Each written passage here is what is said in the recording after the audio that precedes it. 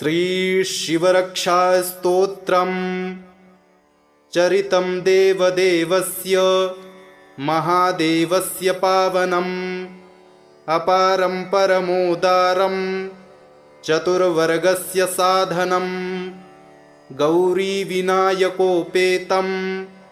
पञ्चवक्त्रं त्रिनेत्रकम् शिवं ध्यात्वा दशभुजं शिवरक्षां पठेन्नरः गंगाधरः शिरः पातु भालमर्धेन्दुशेखरः नयने मदनध्वंसी कर्णौ सर्पविभूषणः घ्राणं पातु पुरारातिर्मुखं पातु जगत्पतिः जिह्वां वागीश्वरः पातु कंधरां शितिकंधरः श्रीकंठः पातु मे कंठं स्कंधौ विश्वधुरंधरः भुजौ भूभारसंहर्ता करौ पातु पिनाकधृक् हृदयं शंकरः पातु जठरं गिरिजापतिः नाभिं मृत्युंजयः पातु कटिव्याघ्रजिनाम्बरः सक्थिनी पातु दीनार्त शरणागतवत्सलः ऊरू महेश्वरः पातु जानुनी जगदीश्वरः जङ्घे पातु जगत्कर्ता गुल्फौ पातु गणाधिपः चरणौ करुणासिन्धुः सर्वांगानि सदाशिवः एतां शिवबलोपेतां रक्षां यः सुकृती पठेत् स भुक्त्वा सकलान् कामान् शिवसायुज्यमाप्नुयात् ग्रहभूतपिशाचाद्यास्त्रैलोक्ये विचरन्ति ये दूरादाशु पलायन्ते शिवनामाभिरक्षणात् अभयं करनामेदं कवचं पार्वतीपतेः भक्त्या बिभर्ति यः कंठे तस्य वश्यं जगत्त्रयम् इमां नारायणः स्वप्ने शिवरक्षां यथा दिशत प्रातरुत्थाय योगीन्द्रो याज्ञवल्क्यस्तथा लिखत चरितं देवदेवस्य महादेवस्य पावनम् अपारं परमोदारं चतुर्वर्गस्य साधनम् गौरीविनायकोपेतं पञ्चवक्त्रं त्रिनेत्रकम् शिवं ध्यात्वा दशभुजं शिवरक्षां पठेन्नरः गंगाधरः शिरः पातु भालमर्धेन्दुशेखरः नयने मदनध्वंसी कर्णौ सर्पविभूषणः घ्राणं पातु पुरारातिर्मुखं पातु जगत्पतिः जिह्वां वागीश्वरः पातु कंधरां शितिकंधरः श्रीकंठः पातु मे कंठं स्कंधौ विश्वधुरंधरः भुजौ भूभारसंहर्ता करौ पातु पिनाकधृक् हृदयं शंकरः पातु जठरं गिरिजापतिः नाभिं मृत्युंजयः पातु कटिव्याघ्रजिनाम्बरः सक्थिनी पातु दीनार्त शरणागतवत्सलः ऊरू महेश्वरः पातु जानुनी जगदीश्वरः जङ्घे पातु जगत्कर्ता गुल्फौ पातु गणाधिपः चरणौ करुणासिन्धुः सर्वांगानि सदाशिवः एतां शिवबलोपेतां रक्षां यः सुकृती पठेत् स भुक्त्वा सकलान् कामान् शिवसायुज्यमाप्नुयात् ग्रहभूतपिशाचाद्यास्त्रैलोक्ये विचरन्ति ये दूरादाशु पलायन्ते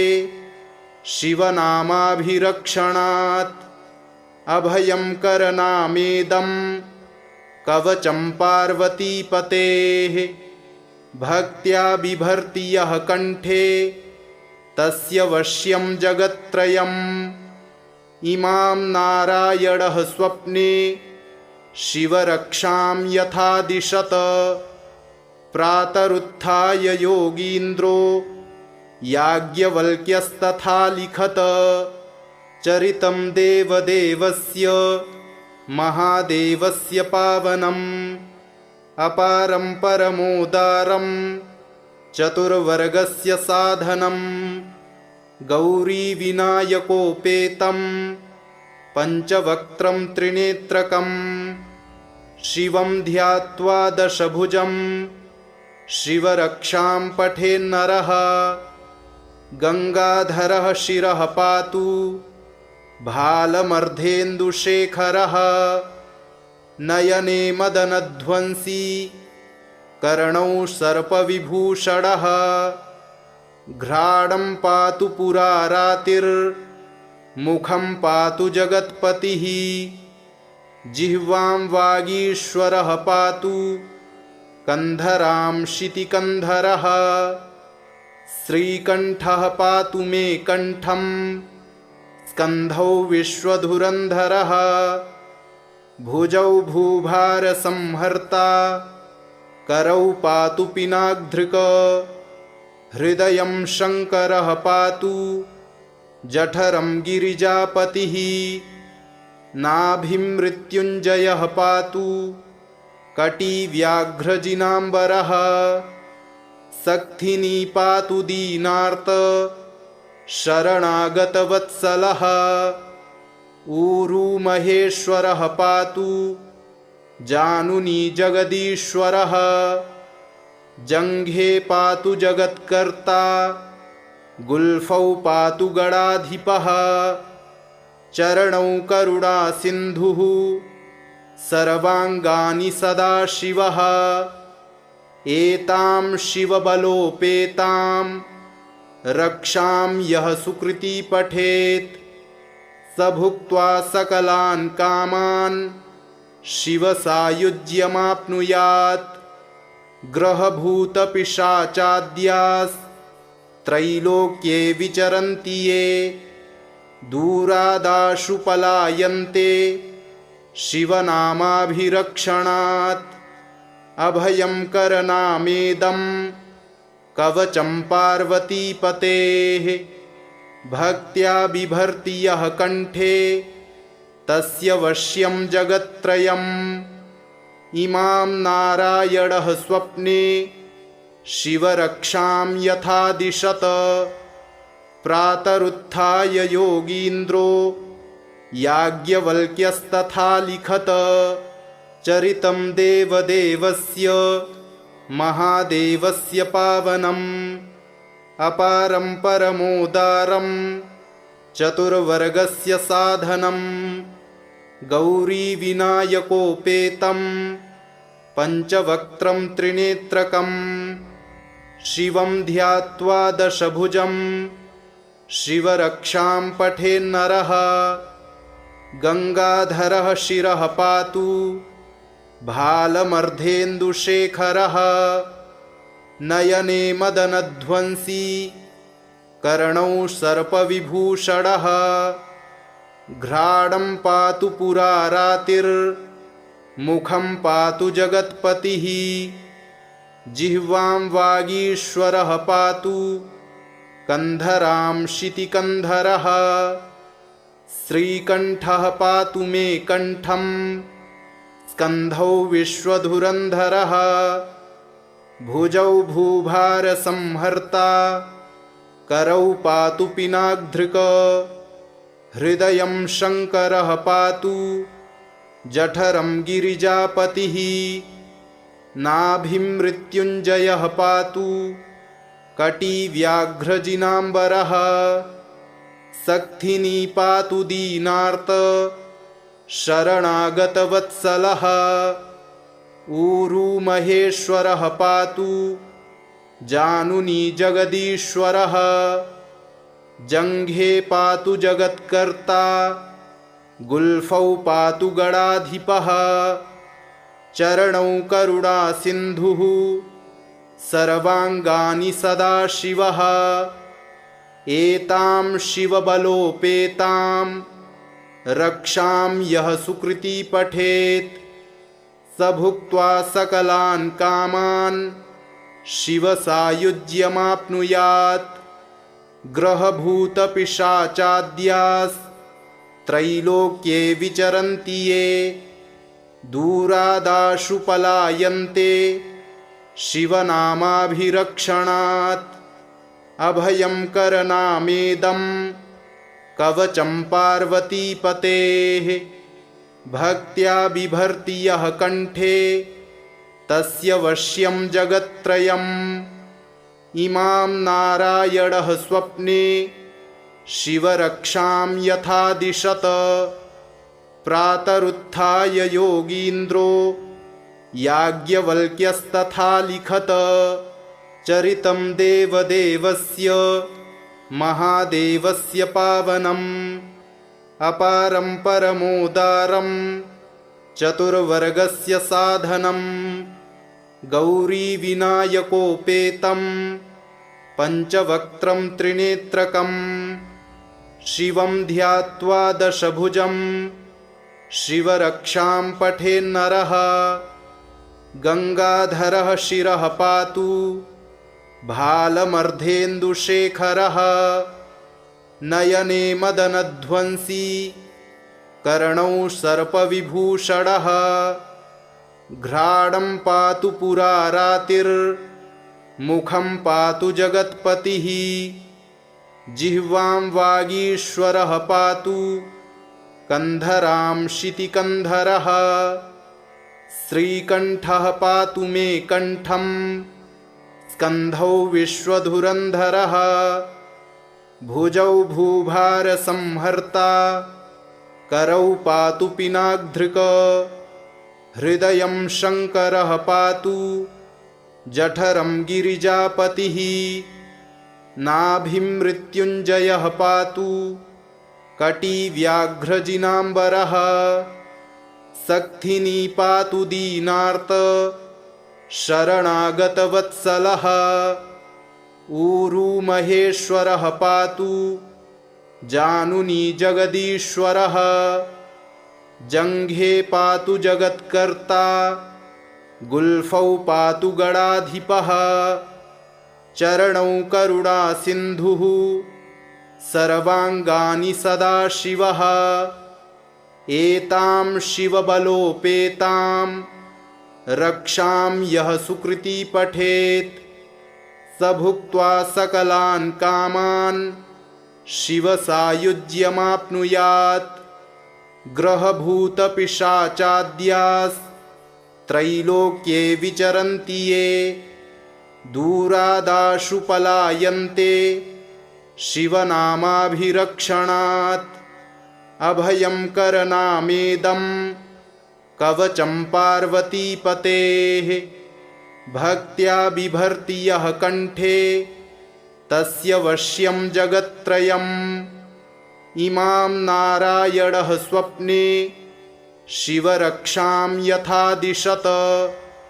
प्रातरुत्थाय योगीन्द्रो याज्ञवल्क्यस्तथा लिखत। चरितं देवदेवस्य महादेवस्य पावनम्। अपारं परमोदारं चतुर्वर्गस्य साधनं। गौरीविनायकोपेतं पञ्चवक्त्रं त्रिनेत्रकं। शिवं ध्यात्वा दशभुजं शिवरक्षां पठेन्नरः। गङ्गाधरः शिरः पातु भालमर्धेन्दुशेखरः। नयने मदनध्वंसी कर्णौ सर्पविभूषणः।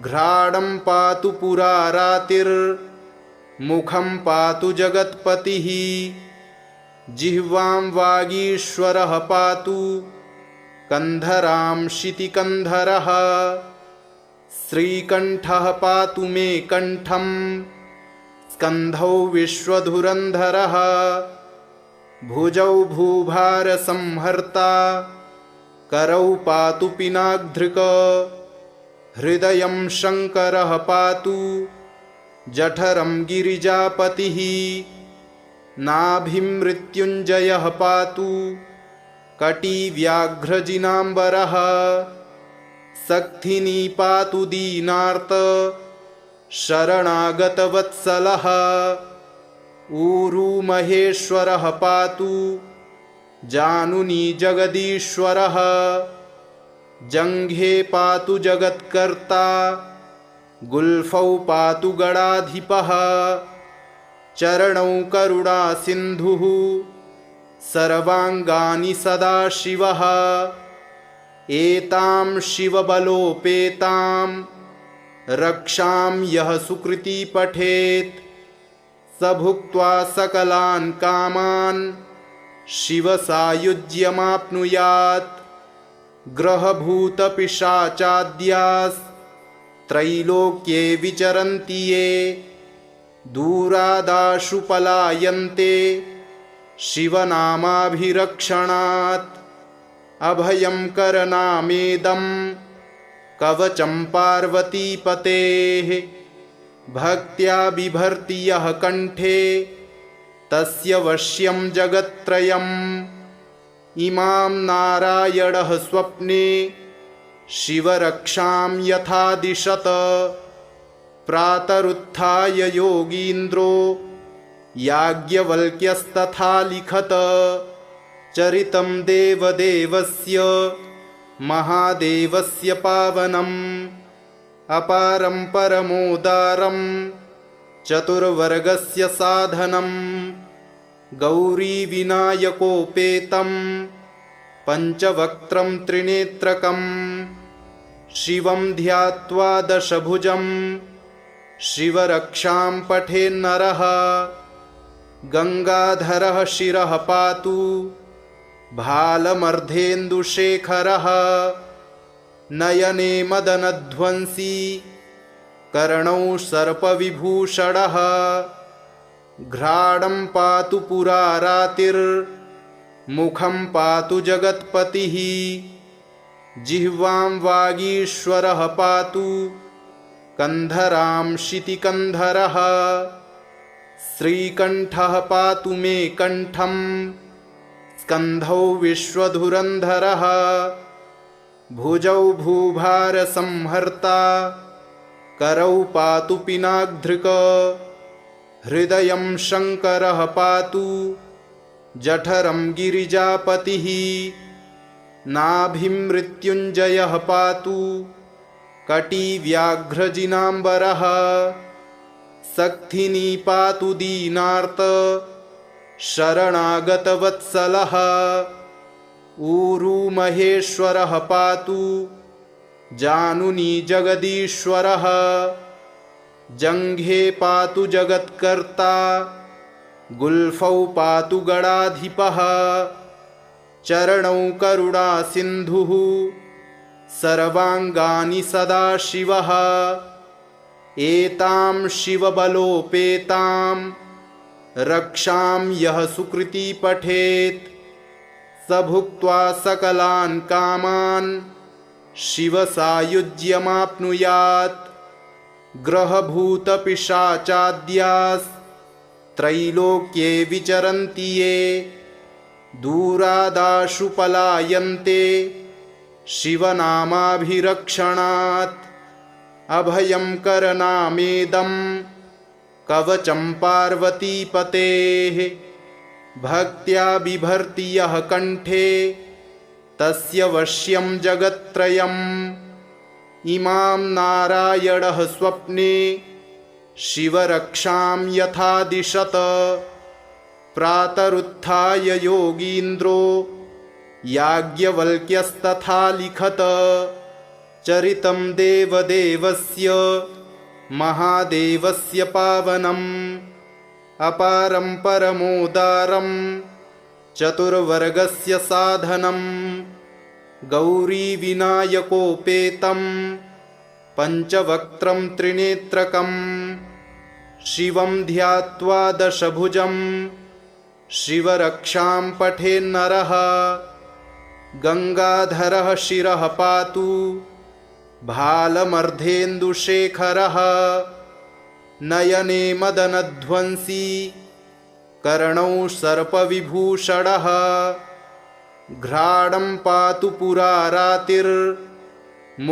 पातु जगत्पतिः जिह्वां वागीश्वरः पातु कंधरां शितिकंधरः श्रीकंठः पातु मे कंठं स्कंधौ विश्वधुरंधरः भुजौ भूभारसंहर्ता करौ पातु पिनाकधृक् हृदयं शंकरः पातु जठरं गिरिजापतिः नाभिं मृत्युञ्जयः पातु कटिव्याघ्रजिनाम्बरः सक्थिनी पातु दीनार्त शरणागतवत्सलः ऊरू महेश्वरः पातु जानुनी जगदीश्वरः जङ्घे पातु जगत्कर्ता गुल्फौ पातु गणाधिपः चरणौ करुणासिन्धुः सर्वाङ्गानि सदाशिवः एतां शिवबलोपेतां रक्षां यः सुकृती पठेत् स भुक्त्वा सकलान् कामान् शिवसायुज्यमाप्नुयात् ग्रहभूतपिशाचाद्यास्त्रैलोक्ये विचरन्ति ये दूरादाशु पलायन्ते शिवनामाभिरक्षणात् अभयं करनामेदं कवचं पार्वतीपतेः भक्त्या बिभर्ति यः कण्ठे तस्य वश्यं जगत्त्रयम् इमां नारायणः स्वप्ने शिवरक्षां यथा दिशत प्रातरुत्थाय योगीन्द्रो याज्ञवल्क्यस्तथा लिखत चरितं देवदेवस्य महादेवस्य पावनम् अपारं परमोदारं चतुर्वर्गस्य साधनं गौरीविनायकोपेतं पञ्चवक्त्रं त्रिनेत्रकं शिवं ध्यात्वा दशभुजं शिवरक्षां पठेन्नरः गंगाधरः शिरः पातु भालमर्धेन्दुशेखरः नयने मदनध्वंसी कर्णौ सर्पविभूषणः घ्राणं पातु पुरारातिर्मुखं पातु जगत्पतिः जिह्वां वागीश्वरः पातु कंधरां शितिकंधरः श्रीकंठः पातु मे कंठं स्कंधौ विश्वधुरंधरः भुजौ भूभारसंहर्ता करौ पातु पिनाकधृक् हृदयं शंकरः पातु जठरं गिरिजापतिः नाभिं मृत्युञ्जयः पातु कटिव्याघ्रजिनाम्बरः सक्थिनी पातु दीनार्त शरणागतवत्सलः ऊरू महेश्वरः पातु जानुनी जगदीश्वरः जङ्घे पातु जगत्कर्ता गुल्फौ पातु गणाधिपः चरणौ करुणासिन्धुः सर्वाङ्गानि सदाशिवः एतां शिवबलोपेतां रक्षां यः सुकृती पठेत् स भुक्त्वा सकलान् कामान् शिवसायुज्यमाप्नुयात् ग्रहभूतपिशाचाद्यास् त्रैलोक्ये विचरन्ति ये दूरादाशु पलायन्ते शिवनामाभिरक्षणात् अभयं करनामेदं कवचं पार्वतीपतेः भक्त्या बिभर्ति यः कण्ठे तस्य वश्यं जगत्त्रयम् इमां नारायणः स्वप्ने शिवरक्षां यथा दिशत प्रातरुत्थाय योगीन्द्रो याज्ञवल्क्यस्तथा लिखत चरितं देवदेवस्य महादेवस्य पावनम् अपारं परमोदारं चतुर्वर्गस्य साधनं गौरीविनायकोपेतं पञ्चवक्त्रं त्रिनेत्रकं शिवं ध्यात्वा दशभुजं शिवरक्षां पठेन्नरः गङ्गाधरः शिरः पातु भालमर्धेन्दुशेखरः नयने मदनध्वंसी कर्णौ सर्पविभूषणः घ्राणं पातु पुरारातिर्मुखं